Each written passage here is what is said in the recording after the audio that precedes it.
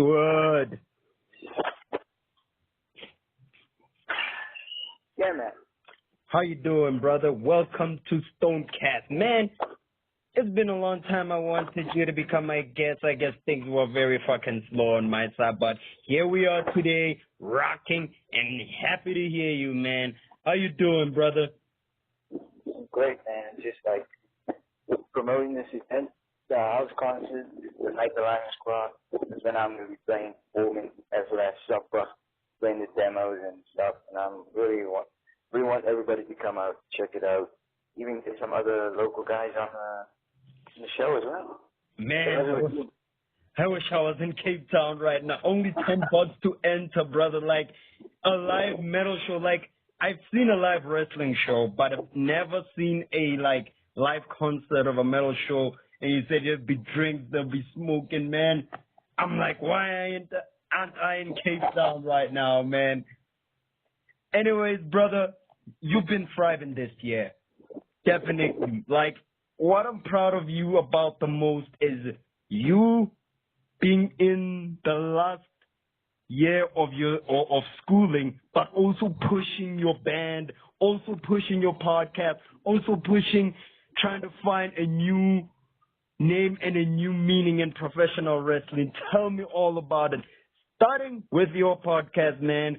I've been listening to your podcast, like the Bad Woman thing, and man, I gotta say, man, I was hooked, man. Tell me all about it. The podcast is like, I listen to a lot of Joe Rogan Experience, that's just like off the cuff, freestyling, I just did the same stuff, and then if you find it funny, a lot of people have said that Woman episode is like their favorite, even though like I didn't like anything down to that episode. I just like tried to call the girl and she didn't answer, and I did my comedy stuff. The podcast.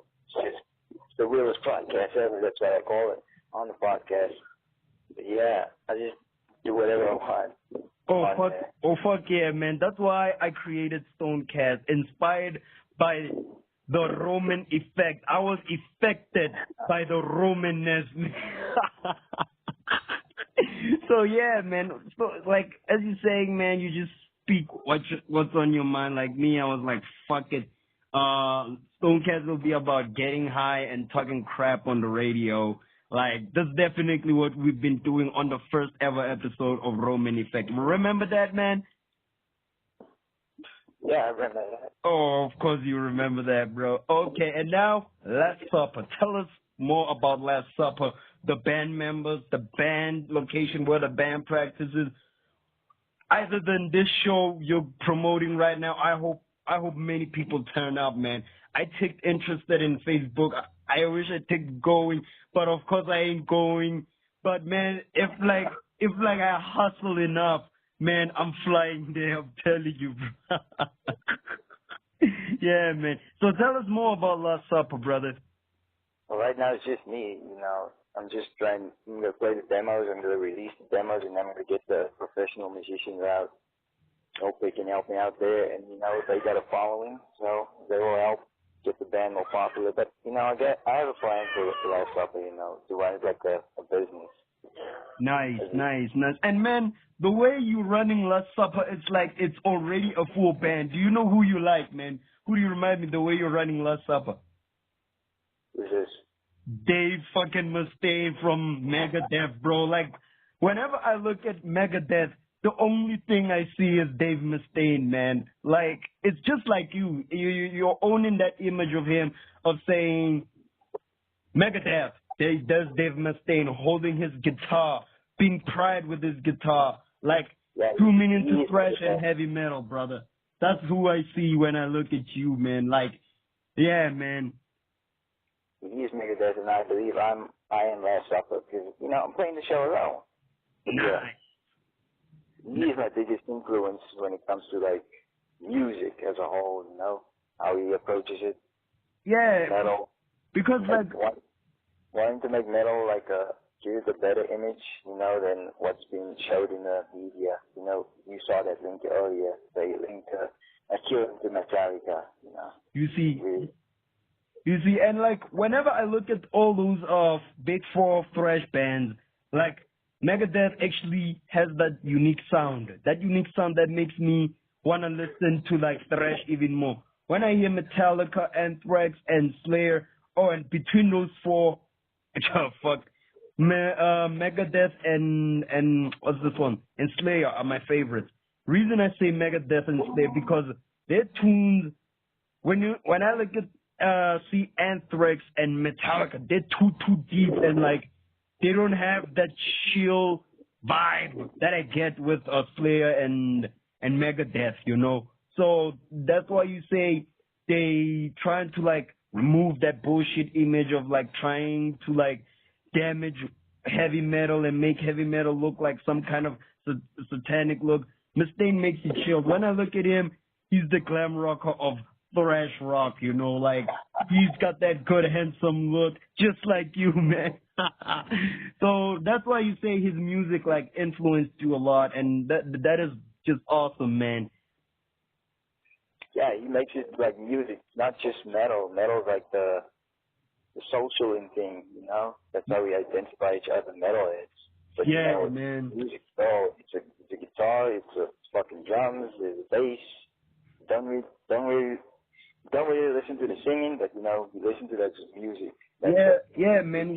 It interconnects us. Like I've been listening to like heavy metal all day, and like I think I've discovered what's my favorite genre between like always they always say there's a difference between heavy metal and hard rock. Hard rock is actually a USA type of genre that talks about the good times and rocking, and then heavy metal goes deeper and deeper. It fights the system. It fights the man. It sticks it to the man. Like, and then I saw the difference. And like as I've been listening to both of them, I think progressive rock is my favorite because it changes from this part to this part, and then boom, there you go. And like you explain me the concept of thrash altogether because last time you explained it to me, I don't know if I forgot or what the fuck happened.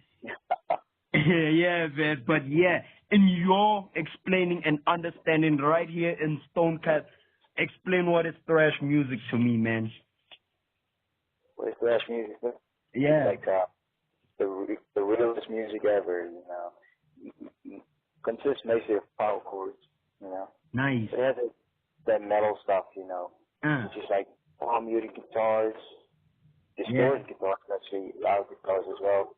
And the drummers playing fast as hell, 200 beats per minute. That's like fucking average these days. Whoa. I think it's the last level of where heavy metal is supposed to be because I remember, I don't know, watching these cartoons, nah.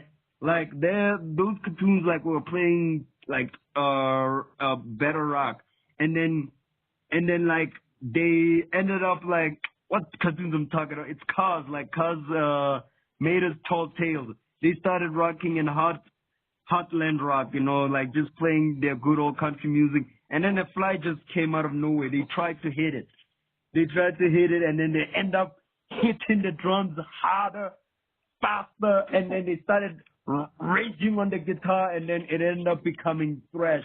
And then from there, I started understanding and trying to understand also. But now that you've explained it to me, it's where it goes deeper. That's why it says there's no music that explains it like thrash, man. It's music, man. It's like there's emotion being played into it. There's thought that's being played into it. It's not like I'm dashing one power chord all the time. Yeah, man. And what I love, the rhythm, you know, might be going triplets or just straight out downstroking it or something. You know, you're always making it different. You know, we don't like one riff. We like multiple riffs in a song. You know, so the song must always change, even if the drums do something different. You know, the song changes. You know? Yeah, that's the thing I'm talking about. Progressive rock, like it doesn't stand on one tune. It changes and then it's different. All right, man, let's record the next episode. This is it for StonedCast, ladies and gentlemen. Thanks for joining us. I'm with Rash here, and we're moving to the next episode. Aware. Cheers, man. Cheers.